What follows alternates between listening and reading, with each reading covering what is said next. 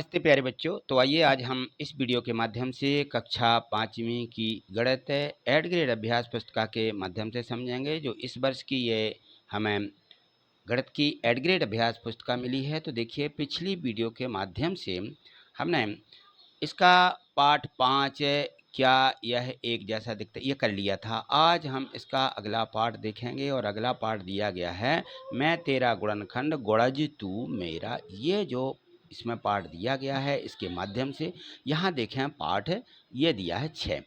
इस पाठ 6 में यहाँ देखें तो पाठ के पूर्व की कुछ तैयारी भी रहती है। तो ये भी हमें ज़रूर बहुत अच्छे तरीके से समझ लेना है कि हमें इस पाठ में क्या क्या करना है। जैसे कि देखिए, यहाँ पर एक किसान सब्जी लगाने के लिए पहले कुछ क्यारियाँ बनाते हैं। इन उदाहरण समान को समझेंगे।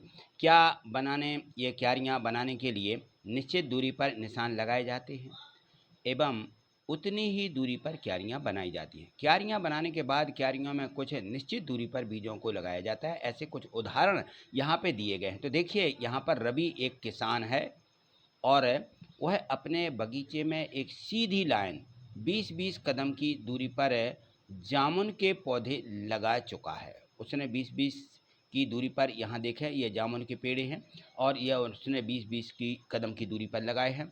और आगे दूसरी लाइन जो दी गई वो 33 कदम की दूरी पर उसने पेड़ लगाए हैं। तो यहाँ देखिए, उसने पहले निश्चित किया, यहाँ देखें तो ये जो इसमें दिया गया है कि उसने पहले क्या किया, ये 10, 20, 30, 40, 50, 60, 70, 10-10 के कदम की दूरी निश्चित कर ली पहले कि ये हमारे 10 कदम, फिर 10 कदम, फिर 10 कदम। अब हमें उनके बीच में जितनी भी दूरी पर लगाना है तो वो यहाँ पे गिनती करता जा रहा है कि भाई हमें मान लीजिए 20-20 की दूरी पर लगाना है। तो देखिए 20 दूनी 40, 20 30 60, 20 चौके ऐसे 80 आएंगे। इस प्रकार से उसने क्या कर ली, एक निश्चित दूरी करके और ये 20-20 कदम की दूरी पर ये जामुन के पेड़ लगा दिए। ठीक है ना। अब दूसरी लाइन में 33 कदम की दूरी पर आम के पौधे लगा रहा है। किसके?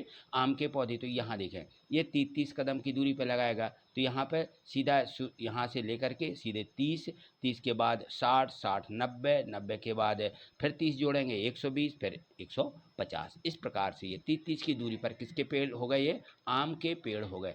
तो यहाँ देखेंगे हम एक निश्चित समान संख्या एक निश्चित अंतराल से आती जाती है। तो यहाँ जो निश्चित अंतराल दिखाए जा रहे हैं यही जो है इनके कुछ गुणज बन जाते हैं या गुणनखंड भी हम आगे देखेंगे। यहाँ देखिए कैसे गुणज बनते हैं। जैसे मान लीजिए हमारे 20 दूनी 40, ठीक है ना, 20 तिया 60 ऐसे गुणज बनते जाते हैं, है ना। तो इनको हम देखें यहाँ पर पुस्तक में हमें 3, 6, 9, 12 ऐसी संख्या मिलती हैं।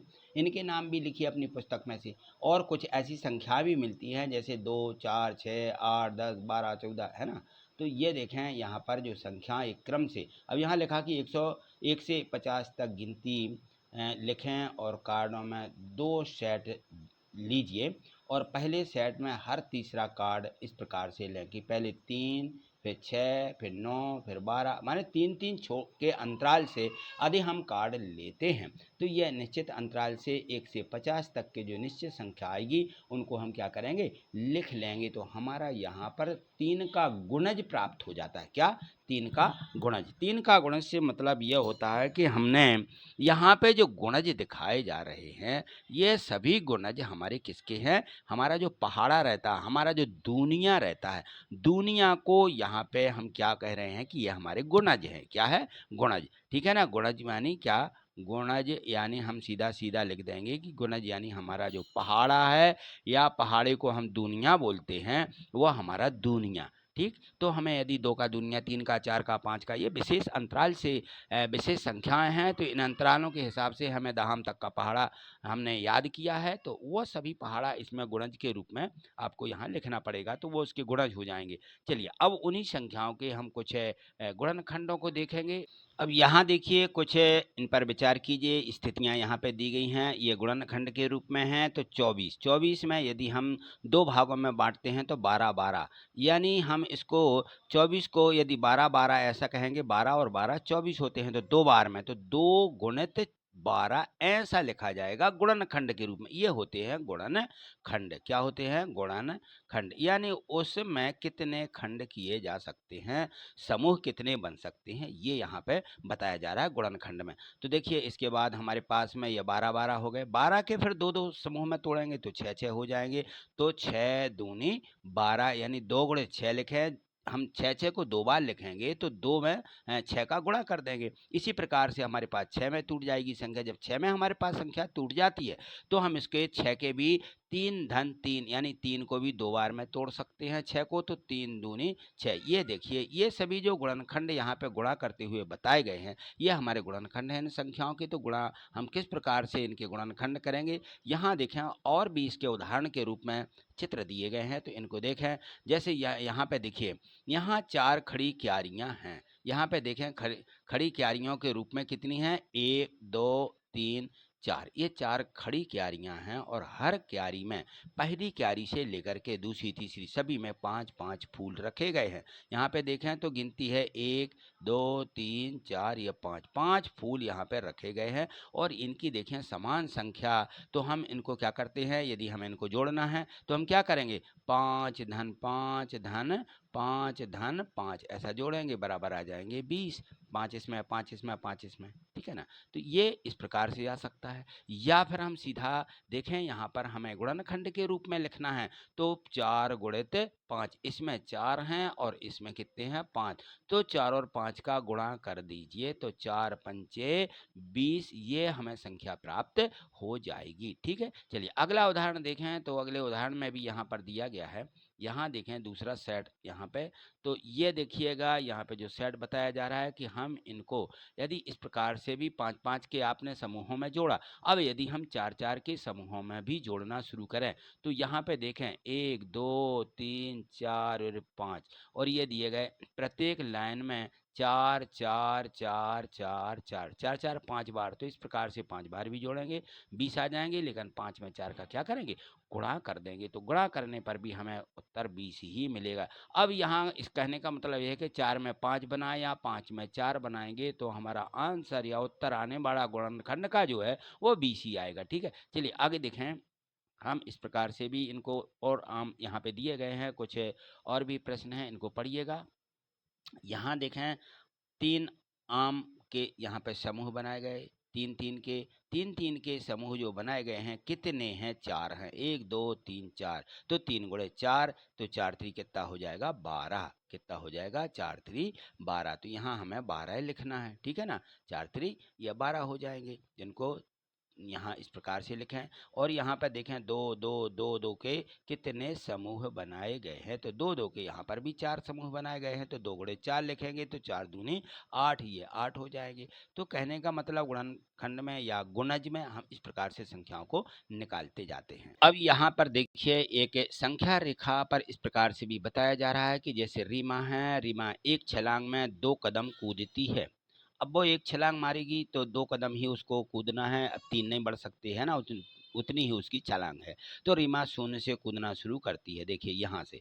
तो ये 2 फिर 2 फिर 2 फिर 2 ऐसे आगे बढ़ते जाएगी। तो यहाँ पर देखें कि 2 यहाँ पे 1 बार 2 बार 3 बार 4 बार तो 2 और इस प्रकार से ये संख्या बढ़ती जाती है कि 2 एकम 2 2 दूनी 4 2 तीन 6 2 चौके 8 और वह यहाँ पे 4 बार में 8वें कदम पर आ जाती है। तो ये संख्याओं के क्या बताए जा रहे हैं? गुणज बताए जा रहे हैं कि हमें संख्याओं के गुणज किस प्रकार से संख्या रेखा पर भी हम प्रदर्शित कर सकते हैं। यहाँ पे उदाहरण देखिए, एक उदाहरण दिया गया है। अब इसके माध्यम से समझिए कि दादाजी के पास 12 टॉफियां हैं और वह राशि सीमा, रोहित, लोकेश 4 जनों में बांटना चाह रही है। बराबर बांटना है तो प्रत्येक को कितनी टॉफियां मिलेंगी? क्योंकि उसके पास 12 टॉफियां हैं, 4 लोगों में बांटना है, 4 जन में बांटना है। तो हम कैसे बांटेंगे भाई? तो इस प्रकार से जब हम इनको बांटना शुरू करेंगे कि कुल टॉफियां 12 हैं, 4 लोगों में बांटा जाना है, तो हम प्रत्येक को क्या करेंगे? बारी बारी से उनको घटाते जाएंगे। कितने बार घटाएंगे? तो हम इसमें 4 बार घटा घटा करके भी हम इस प्रकार से उत्तर निकाल सकते हैं। तो देखिए पहले हम सभी को एक एक दे देंगे तो हमारी 12 में से 4 कम हो जाएंगी, यानी कितनी? 8 बचेंगी। 12 में से 4 को घटा दीजिए, फिर सभी को एक एक दे देंगे तो 4 फिर कम होंगी 8 में से, 8 में से 4 कम कर देंगे तो हमारे पास 4 बचेंगी। अब हमारे पास 4 बची, फिर एक एक फिर बांट देंगे चारों जन को। तो इस प्रकार से ये 3 बार में, कितने, 3 बार में हमारी सभी टॉफियाँ बच्चों को मिल जाएंगी। यानी कहने का मतलब यह है कि प्रत्येक को 3-3 टॉफियाँ मिल चुकी हैं। ठीक, चलिए अब यहाँ समझिएगा, यहाँ पर है ये जो ऑब्जेक्टो यानी बहुविकल्पीय प्रश्न दिए गए हैं, इनमें से कौन सी संख्या 7 का गुणज नहीं है। जो 7 के गुणज यानी मैंने बताया था कि गुणज यानी पहाड़ा यानी दूनिया होता है, तो 7 के पहाड़े में कौन सी संख्या नहीं आती वो हमें यहाँ पे लिखनी है। तो देखिए 7 का यदि हम पहाड़ा पढ़ते हैं तो 7 11 77 होते हैं, और 7 12 84 होते हैं, और 7 8 56 होते हैं, और ये 7 के पहाड़े में 27 नहीं आते हैं। तो यहाँ पे लिख देना है।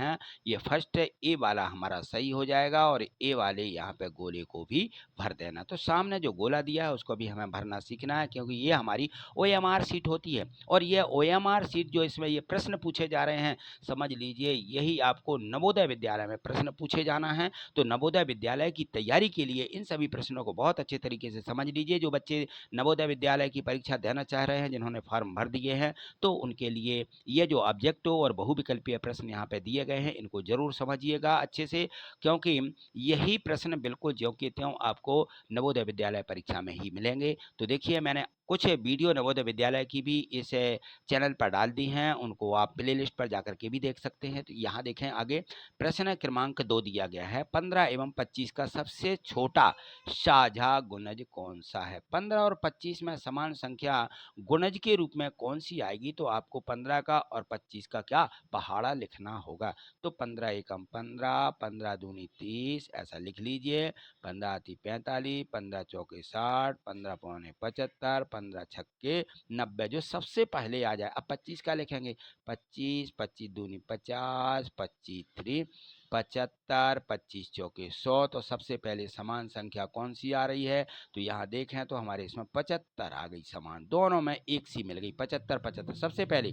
आगे तो ढेर सारी हैं, लेकिन हमें इसमें पूछा गया था कि सबसे छोटा साझा गुणज, दो जो दोनों में हो, साझा यानी दोनों में, ठीक है ना। तो 75 है, और डी वाले ऑप्शन में दिया गया है, तो ये हमें यहाँ पर छांट करके लिखना है। ऐसे प्रश्न नवोदय विद्यालय में निश्चित ही पूछे जाएंगे, और ये आपको आना चाहिए। तो चलिए, जो विद्यार्थी नवोदय विद्यालय की परीक्षा की तैयारी कर रहे हैं उनके लिए बहुत अच्छा इस वीडियो के माध्यम से जो हमने सभी प्रश्न समझाए हैं उनको पूरा जरूर समझिएगा, जिससे कि सभी प्रश्न आपसे हल करते बनने लगें। यहाँ देखिएगा आगे प्रश्न क्रमांक 3, मोनू ने 2 रुपये के खुले रुपया मांगे, देखिए, और सोनू ने 5 रुपया के खुले रुपये मांगे, किस मूल्य का सिक्का दोनों को मिलेगा।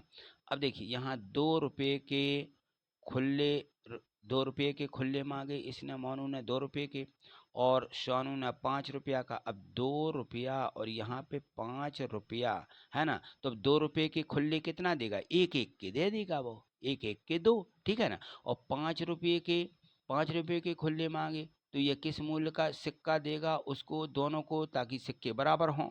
तो अब यहाँ पे देखें तो 5 के जैसे सिक्के होते हैं तो एक एक के सिक्के बने हैं, है ना, तो वो एक एक के दे देगा, और 2 में भी एक एक के सिक्के इसको दे देगा, इसको एक एक के 2 सिक्के देगा, इसको एक एक के 5 सिक्के देगा। तो हमारा यहाँ पे ऑप्शन जो हो जाएगा वह हो जाएगा प्रश्न 1। तो यहाँ पर कंफ्यूज नहीं होना है, क्योंकि वह जो है 5 में 2 2 के भी दे सकता था, 2 दूनी 4 और 1 5 होते हैं, लेकिन उन्होंने कहा है कि किस मूल्य का सिक्का, यानी एक ही सिक्का दोनों को मिलेगा, एक ही मूल्य का दोनों को मिलना चाहिए, तो वह है 1। ठीक, चलिए प्रश्न चौथा दिया गया है कि 24 एवं 36 का सबसे बड़ा साझा गुणनखंड। अब यहाँ पे आ गया है गुणनखंड, तो 24 का और 36 का अब हमें यहाँ गुणनखंड करना है, तो साझा गुणज कौन सा होगा यह हमें देखना है। तो देखिए 24 में हम देखते हैं तो 24 का 1 2 3 4 और 6, 6 के बाद 8 आ जाएगा, 8 के बाद 12 आएगा, और 12 के बाद आ जाता है 24। चलिए 36 के लिखें तो 1 2 3 12 36, और 4 में भी होते हैं, 6 में भी होते हैं, और 12 में होते हैं 36 और 18 में होते हैं 36 और 36 एकम 36, ये इनके गुणनखंड हैं। अब इनमें देखें कि सबसे इसमें बड़ा साझा देखना है तो बड़ा साझा लिखा है यहाँ पे, छोटा साझा नहीं लिखा, बड़ा साझा। तो सबसे बड़ा इस तरफ से छाटिएगा कि सबसे बड़ा साझा कौन सा आएगा, तो सबसे बड़ा साझा है 12, ठीक है ना। और बाकी में तो साझे में मिल सकते, 4 भी है, 3 भी है, 2 भी है, 1 भी है। तो साझा गुणज सबसे बड़ा, गुणनखंड सबसे बड़ा इसमें क्या है, कौन सा मिला हमें, 12। तो 12 किस में दिया है, ए वाले ऑप्शन में दिया है, जो कि यहाँ पे दिया गया है। इसको आप यहाँ पे लिख देंगे, ठीक। तो इस प्रकार से हम गुणनखंड यानी उस संख्या में किस किस का पहाड़ा या किसका भाग जाता है, ये हमें देख लेना। चलिए अगला प्रश्न 5वां देखिएगा, इसको भी समझिए। 6 एवं 9 का प्रथम 2 साझा गुणज लिखें। गुणज यहाँ पे गुणनखंड नहीं पूछे, गुणज यानी इनके पहाड़े। तो आप 6 का पहाड़ा पढ़ते जाएंगे, 6 6 दूनी 12, 6 ती 18, 6 चौके 24, 6 पंचे 30, 6 छः 36, 6 7 42। अब सबसे प्रथम बोला गया है, प्रथम माने जो पहले आ जाए। अब 9 का पहाड़ा पढ़ें, 9 9 दूनी 18, 9 ती 27, 9 चौको 36, 9 पौने। इस प्रकार से आप लिखें और देख लें कि सबसे पहले साझा गुणज कौन सा आया है। तो यहाँ पे देखें, 9 एकम 9, 9 दूनी 18, 18 सबसे पहले हमें इसमें क्या है, मिल गया, ये 18 मिल गया। तो सबसे पहले कौन सा आ गया, इन्होंने लिखा प्रथम 2 साझा गुणज लिखना थे, ठीक है ना। प्रथम 2, पहले 18 आया, फिर बाद में साझा 36 आ गया। तो देखिए ये 18 और 36 जिसमें दिया होगा ये वाला ऑप्शन यहाँ पे हम लिख देंगे, ठीक है। यदि एक ही पूछा जाता तो 18, अब 2 पहले पूछे गए कि पहले ही 2, तो पहले 18 आया, फिर 36 आया, बाद में और भी आ जाएंगे, लेकिन हमें वो नहीं लिखना। अब यहाँ पे समझिएगा, नीचे दिए गए प्रश्नों को हल कीजिए। 7 14 21 28 35 किस संख्या के गुणज हैं, तो 7 के पहाड़े में आ रहे हैं, यह संख्या 7 के गुणज हैं, बस इतना हमें लिखना है। आगे देखिएगा प्रश्न क्रमांक 7 कि 4 के प्रथम 5 गुणज लिखो, यानी हमें 4 का पहाड़ा लिखना है। 4 का पहाड़ा यहाँ पे लिख दीजिए, 4 एकम 4, 4 दूनी 8, 4 ती 12, 4 चौके 16 और 4 पंचे 20। 5 गुणज लिखना थे तो 5 बार पहाड़ा पढ़ना है।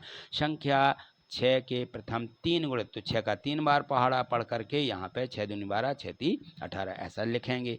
प्रश्न 8 समझिएगा, 3 और 4 के 2 साझा गुणज लिखेंगे। तो हम यहाँ पे 3 के गुणज और यहाँ पे 4 के गुणज लिख लें। सबसे पहले 3 के गुणज देखिए, 3 के गुणज 3 का पहाड़ा पढ़ें, 4 के गुणज 4 का पहाड़ा लिख लें, और इसके बाद में लिखा 2 साझा गुणज।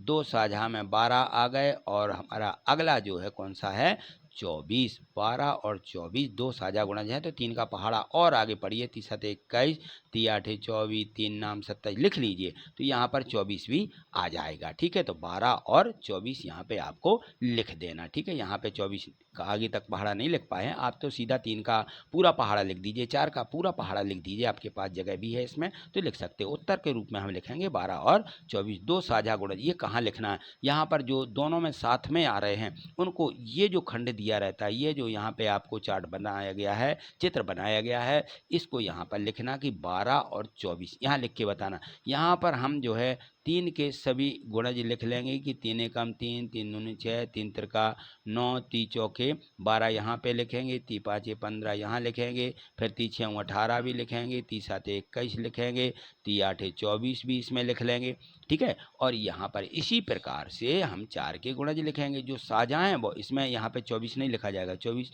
इसमें लिखना अंदर, ठीक है। इसी प्रकार से 4 के लिखेंगे, यहाँ पर जो मैंने यहाँ पे लिखे 4 8 12, ठीक है ना, सॉरी 12 यहाँ लिख गया है, यहाँ नहीं लिखना है 12, फिर यहाँ पे लिखा जाएगा 16, यहाँ लिखा जाएगा 20 और यहाँ लिख गया 24। ये 2 साझा गुणज निकल करके जो आ जाते हैं वो इसी में समान में पहले लिख चुके होते हैं, तो समझ में आ जाता कि ये दोनों के साझा गुणज है। चलिए आगे और समझिए।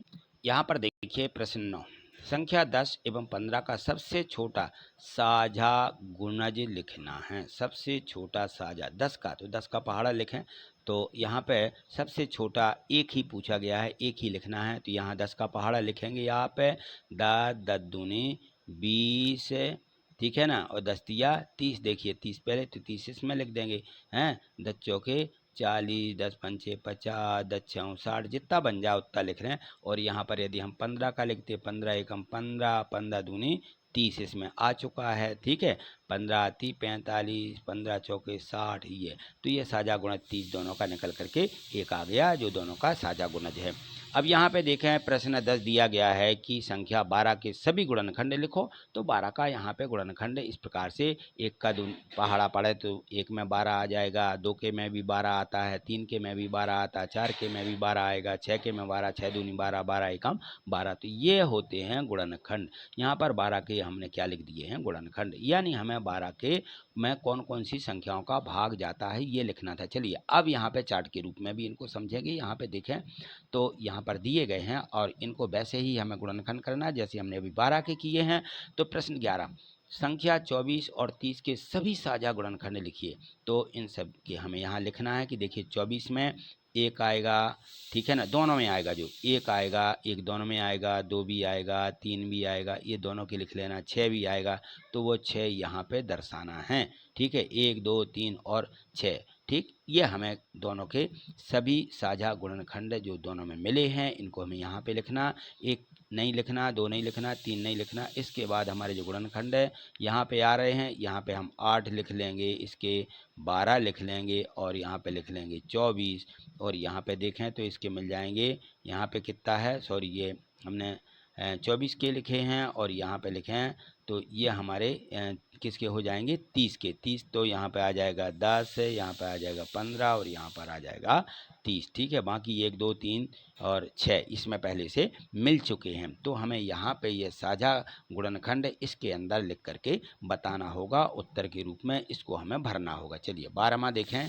अब यहाँ देखिए 12वें में संख्या 30 एवं 45 का सबसे बड़ा साझा गुणनखंड लिखिए। सबसे बड़ा पूछा गया, छोटे नहीं पूछे गए हैं। तो 30 के गुणनखंड 1, 2, 3, 5, 6, 10, 15 और 30 आएंगे क्योंकि इन सभी का 30 में भाग जाता है। और 45 के गुणनखंड तो 1 का जाएगा, 3 का जाएगा, 5 का, 15 का और 45 का, इनका हमें भाग देना तो 45 में चला जाएगा। तो ये इसके गुणनखंड हो जाते हैं। दोनों का सबसे बड़ा साझा गुणक पूछा गया है, ठीक है ना। तो सबसे बड़ा क्या है, 15। तो यहाँ बाकी के सभी लिखना है, 15 दोनों का है तो 15 को हम यहाँ लिख देंगे। ठीक है, तो यही इसका उत्तर हो जाएगा कि दोनों का सबसे बड़ा साझा गुणनखंड 15 है। तो ये हैं इसके गुणनखंड। यहाँ देखिए प्रश्न 13वां दिया है। इसमें दिया गया था कि संख्या 12, 24, 36 का सबसे बड़ा साझा गुणनखंड लिखिए। तो गुणनखंड 12 के गुणनखंड देखिए, 12 में किस किस संख्याओं का भाग जाता है। 24 के गुणनखंड लिखिए, 24 में भी देखिए इन संख्याओं का भाग जाता है। 36 में देखिए तो इन संख्याओं का भाग जाता है। ये सभी लिख लिया आपने। फिर उसके बाद देखेंगे कि सबसे बड़ा साझा यानी जो तीनों में हो, तीनों में 1 भी है, 2 भी है, 3 भी है, 4 भी है, ये छोटे हैं, लेकिन सबसे बड़ा 12 भी तीनों में है। ठीक है ना, तो यह 12 सबसे बड़ा तीनों में पाया गया, तो इसको यहाँ पर दर्शा देना है और उत्तर के रूप में भी इसको लिखना है। ठीक है, चलिए अगला प्रश्न है। अब यहाँ 14वां देखिए, एक बंदर एक बार में 3 मीटर लंबी छलांग लगाता है। एक बिल्ली एक बार में 2 मीटर लंबी छलांग लगाती है। यदि वे एक ही स्थान से एक ही दिशा में छलांग लगाना शुरू करते हैं तो कितनी दूरी पर इनके कदम एक साथ मिलेंगे। तो हमें इन संख्याओं के गुणज लिखना पड़ेंगे। जब एक साथ इस प्रकार से प्रश्न पूछा जाता है तो इनके क्या लिखना पड़ेंगे, गुणज। और गुणज में जो संख्या हमें यहाँ पर आ जाती है उसको समान संख्या को, साझे गुणज को लिखना। तो 3 मीटर लंबी छलांग लगाने के लिए 3 के गुणज लिखें। 2 मीटर लंबी छलांग लगाने के लिए 2 के गुणज लिख लीजिए। यहाँ पर 3 के गुणज, 3 दूनी 6, 3 तिरका 9, 3 चौके 12 और 2 के गुणज हो जाते हैं 2 दूनी 4, 2 3 6, 2 चौके 8, 2 6 12। इस प्रकार से 2 पंचे 10 भी यहाँ पे लिख सकते हैं। ठीक है ना, 2 पंचे 10 और 2 6 12 ये हो जाएंगे। तो अब यहाँ पे देखें कि जो इनमें साझा गुणज हैं तो कौन सी वो सबसे पहले दूरी आएगी। देखिए 6 सबसे पहले दूरी आ जाएगी। इनकी छलांग लगाना शुरू करते कितनी दूरी पर उनके कदम एक साथ मिलेंगे, तो 6 पर मिल जाएंगे, 12 पर मिल जाएंगे और भी इस प्रकार से आगे पहाड़ा लिखते जाएंगे तो आगे जो है आगे भी इनके कदम 6 × 18 इस प्रकार से मिलते जाएंगे। ठीक है ना, तो हमें कितना लिख देना है, 6 मीटर दूरी पर सबसे पहले उनके कदम मिलेंगे एक साथ। ठीक, चलिए आगे देखें। 15वां प्रश्न दिया गया है। 15वें प्रश्न में यहाँ पर पूछा जा रहा है कि एक यहाँ पे टेबल है और उस टेबल 20 सेंटीमीटर लंबी और 40 सेंटीमीटर चौड़ी है। सोनू के पास 30 सेंटीमीटर गुणित 30 सेंटीमीटर एवं 20 गुणित 20 सेंटीमीटर के चौकोर रंगीन कागज उपलब्ध हैं। तो उसे कौन से आकार के रंगीन कागज का उपयोग करना चाहिए ताकि वह उन्हें बिना काटे लगा सके, और बताइए यह माप कौन सी या कैसे ज्ञात करेगा। तो देखिए यहाँ पर 30 के चौकोर जो हैं, वहाँ पर 30 के चौकोर हैं, तो 30 के चौकोर यानी 30 के गुणज लिखिएगा पहले। तो 30 के गुणज यहाँ पर देखिए, 30 के चौकोर में 30 के गुणज 30 दूनी 60, 30 तीय 90, 30 माने चौके 120, 30 पाँचे 150 हो जाते हैं। तो ये 30 के गुणज हो जाते हैं। 20 के गुणज लिखने पर यहाँ पर 20 दूनी 40, 20 तीय 60, 20 चौके 80, 20 पंचे 20 छः 120, ठीक है ना, ये हो जाते हैं। अब देखें कि दोनों के जो चौकोर यहाँ पर मिले हुए हैं, तो देखिए यहाँ पर हमें यह समझना होगा कि 120 और 40 दोनों में किस में आते हैं। ये दोनों की 40 और 20 के जो इसमें गुणज हैं वो पहले किस में आ रहे हैं। तो यहाँ पर देखें तो 40 और 120, तो हमने यदि यहाँ पर 20 के चौकोर बनाए हैं तो 20 के में यहाँ पर देखिएगा 40 आ गए हैं और यहाँ पर 120 भी आ गए हैं। लेकिन यहाँ पर 30 के गुणज में 40 कहीं पर नहीं आया, 120 तो आ गया है। तो ये दोनों 40 और 120 दोनों में आना चाहिए। तो दोनों में किस में आए हैं, वो आए हैं हमारे 20 के चौकोर में। 30 के चौकोर में 120 है लेकिन 40 नहीं है, और 20 के चौकोर में 120 और 40 दोनों हैं। ये हमें लिखना है, इसलिए हम 20 गुणित 20 के कागज को चुनेंगे। ये हमारा उत्तर हो जाएगा, ठीक है, कि हम 20 गुणित 20 के दोनों में से किस कागज को चुनेंगे, 20 गुणित 20 वाले को। चलिए प्रश्न 16वां देखिए यहाँ पर। अब यहाँ देखें 16वां प्रश्न की संख्या 36 के गुणनखंड पेड़ कितने तरीकों से बना सकते हैं। तो देखिए यहाँ पर 36 दिया गया था, तो 36 36 ऐसा लिख लें, और इसमें 36 में 4 का भाग जाएगा, 9 का 4 नाम 36 है ना, तो 4 और गुणित 9 हो जाएंगे। 36 में 2 और 18 हो जाएंगे। और तीसरा इस प्रकार से बना सकते हैं कि 3 12 36 या 12 तिया 36, तो ये भी तीनों के इसमें इस प्रकार से हम इनके ट्री यानी इनके पेड़ बना सकते हैं। प्रश्न 17वां 6 और 8 के 100 से छोटे सभी साझा गुणज लिखिए। 100 से छोटे, तो 6 का पहाड़ा पढ़िए 100 तक ही आना चाहिए, ज़्यादा नहीं। और इसी प्रकार से 8 के पहाड़ा लिख लीजिए, दोनों के पहाड़े यहाँ पर लिखें। तो यहाँ पर 6 के पहाड़े मैंने यहाँ पर 100 से कम के लिख दिए हैं, यानी 100 तक के लिखे हैं। तो 6 6 दूनी 12, 6 दूनी 18, 6 चौके 24, 6 पंजे 30 ऐसे पढ़ते जाइए, और 6 के अंतराल से 102 तक लिख लीजिए। और 8 के भी इसी प्रकार से लिखेंगे, 8 एकम 8, 8 दूनी 16, 8 तीय 24, 8 चौके 32, 8 पंजे 40, और लिखते जाइए यहाँ पर 104 तक लास्ट, यानी 100 से के तक हमें सीमित रखना है। 100 तक ही यहाँ पर हमने दोनों के लिख दिए। अब यहाँ पर इनके साझा गुणज, तो देखिए 24 मिल गए, 48 मिल गए और 96 मिल गए। 3 है इसमें, 24, 48 और 96। 100 से सबसे छोटे साझा गुणज, 100 से कम वाले, ठीक। अब यहाँ देखिए 28, 42, 36 इनके सबसे बड़ा साझा गुणनखंड लिखना है। तो 28 के गुणनखंड लिख लीजिए कि 28 में किन किन संख्याओं का भाग जाएगा, 42 में किन किन का जाएगा, 56 में किन किन संख्याओं का भाग जाएगा। तो 1 का जाएगा, 28 में 2 का, 4 का, 7 का, 14 का और 28 का। इसी प्रकार से 42 के लिखेंगे, तो 42 में 1 का भाग जाएगा, 2 का, 3 का, 6 का, 7 का, 14, 21 और 42। और 56 में 1 2 4, ठीक है, और 7 7 8 56, फिर 8 भी आएगा, 14 चौके 56 होते, 28 दूनी 56 और 56 एकम 56। ये हमें इनको यहाँ पर गुणनखंडों को लिख लेना है। और इसके बाद जो सबसे बड़ा साझा, सबसे बड़ा मिला हमें 14, बाकी छोटे तो हैं समान, 7 भी है, ठीक है ना, 4 भी है, इस प्रकार से हमें इनके मिल रहे हैं, लेकिन 14 सबसे बड़ा है जो तीनों में पाया गया। तो यहाँ पे लिख देंगे कि 28, 42, 56 का सबसे बड़ा साझा गुणनखंड कितना है, 14 है। ये लिख दीजिए। प्रश्न 19 को समझिएगा।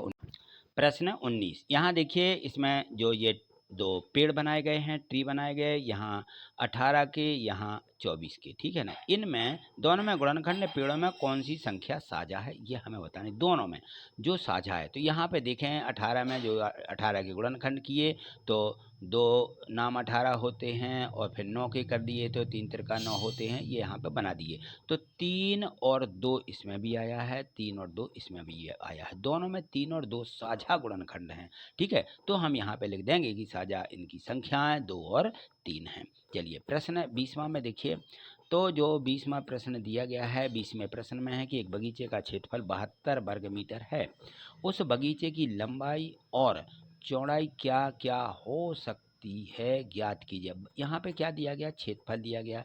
तो हम जानते हैं कि बगीचा का जो क्षेत्रफल है वो 72 वर्ग मीटर है। अब 72 वर्ग मीटर है तो हम यहाँ पे जो बगीचा है वहाँ पर हम उसकी लंबाई और चौड़ाई लिखेंगे कि जो आकृति यहाँ पे दी होगी वो आयताकार होगी। तो आयत का जो क्षेत्रफल होता है लंबाई गुणा चौड़ाई, तो ये लंबाई गुणा चौड़ाई किसके बराबर है, 72 के बराबर। बगीचा जो है ये गोलाकार नहीं दिया गया, ठीक है ना, ये जो है इसमें लंबाई और चौड़ाई ही है। तो यहाँ पर देखिए लंबाई गुणा चौड़ाई, ये बगीचे का क्षेत्रफल हो जाएगा। यहाँ 72 लिख देंगे और 72 बराबर 72 के जो गुणनखंड निकलेंगे वो 36 और 2 निकलेंगे, तो 24 और 3 निकलेंगे, 18 और 4 निकलेंगे। तो उनकी लंबाई और चौड़ाइयाँ क्या क्या हो सकती, यह हमें 72 के इस प्रकार के, या तो हम उनका ट्री बना दें यानी पेड़ बना करके भी कर सकते हैं, और इस प्रकार से लंबाई गुणा चौड़ाई करके 36 दूनी 72, 24 तिया 72, 18 चौके 72, इस प्रकार से हम इनके लिख सकते हैं। ठीक है, तो इनकी लंबाई चौड़ाई इस प्रकार से अलग अलग भी हो सकती हैं। ठीक, ये दिया गया था प्रश्न 20वां। तो यह कंप्लीट हुए। 1 से 20 तक के सभी प्रश्न आपने बहुत अच्छे ध्यान से और अच्छे तरीके से समझे हैं, और नहीं समझे हैं तो वीडियो को प्ले करके समझिएगा, जिससे कि सभी प्रश्न आपसे बनने लगे, क्योंकि इसी प्रकार के प्रश्न नवोदय विद्यालय परीक्षा में भी आना है। और आप जो तैयारी कर रहे हैं तो इसकी ज़रूर तैयारी करिएगा। ठीक है, तो चलिए देखिए आगे जो अगली वीडियो है, यदि आप वो देखना चाहते हैं, चैनल को सब्सक्राइब नहीं किया अभी तक तो चैनल को सब्सक्राइब करके रखें, जिससे कि आगे की सभी वीडियो आपको मिल सके और आप नवोदय विद्यालय की साथ साथ में तैयारी भी कर सकें। ठीक है, तो आज इतना ही, मिलते हैं अगली वीडियो के माध्यम से। और आपको वीडियो ज़रूर समझ में आई होगी, और तो इस वीडियो को लाइक अवश्य करिएगा। ठीक है, चलिए आज इतना ही। थैंक यू, धन्यवाद।